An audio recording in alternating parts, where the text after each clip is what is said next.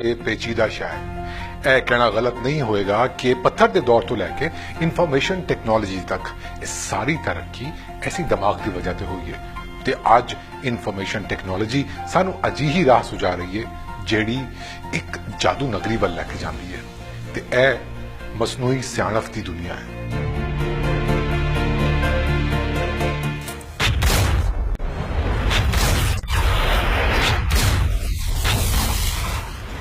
ਇਹ ਉਹ ਦੁਨੀਆ ਹੈ ਜਿਨ ਸ਼ਾਇਦ ਤੁਸੀਂ ਮੈਟ੍ਰਿਕਸ ਵਰਗੀ ਫਿਲਮਾਂ 'ਚ ਤੱਕਿਆ ਹੋਵੇ। ਸਾਇੰਸਦਾਨਾਂ ਮੁਜਬ ਉਹ ਦਿਨ ਦੂਰ ਨਹੀਂ ਜਦੋਂ ਇਨਸਾਨ ਤੇ ਮਸ਼ੀਨ ਇੱਕਮਿਕ ਹੋ ਜਾਣਗੇ, ਪਰ ਇਹ ਸਭ ਕਿਵੇਂ ਹੋਏਗਾ?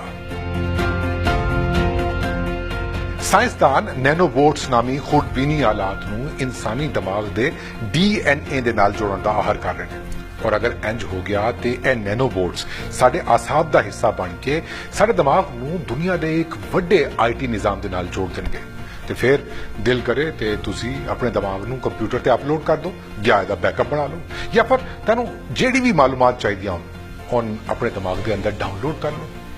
ਲੇਕਿਨ ਇਹ ਸਭ ਦਾ ਫਾਇਦਾ ਕੀ ਹੋਏਗਾ? ਇਸ ਤਰ੍ਹਾਂ ਅਸੀਂ ਆਪਣੀ ਸਲਾਹੀਅਤਾਂ ਆਪਣੀ ਮਨ ਮਰਜ਼ੀ ਨਾਲ ਵਧਾ ਸਕਦੇ ਹਾਂ। ਅਗਰ ਕਿਸੇ ਨੂੰ ਸੰਗੀਤ ਦਾ ਸ਼ੌਕ ਹੈ ਤੇ ਉਹਨੂੰ ਉਸਤਾਦਾਂ ਦੀ ਖਿਦਮਤ ਜਾਂ ਲੰਮੀ ਰਿਆਜ਼ਤ ਕਰਨ ਦੀ ਜ਼ਰੂਰਤ ਨਹੀਂ, ਬਸ ਆਪਣੇ ਦਿਮਾਗ ਵਿੱਚ ਮੌਸੀਕੀ ਡਾਊਨਲੋਡ ਕੀਤੀ ਤੇ ਚੱਲ ਸੋ ਚੱਲ।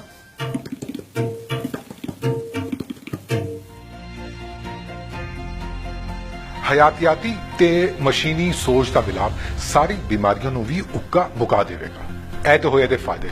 ਇਹਦਾ ਨੁਕਸਾਨ ਕੀ ਹੋ ਸਕਦਾ ਹੈ? ਸ਼ਾਇਦ ਮਸਨੂਈ ਜ਼ਹਾਨਤ ਸਾਡੀ ਜ਼ਹਾਨਤ ਕੋਲੋਂ ਵੀ ਅੱਗੇ ਨਿਕਲ ਜਾਏ।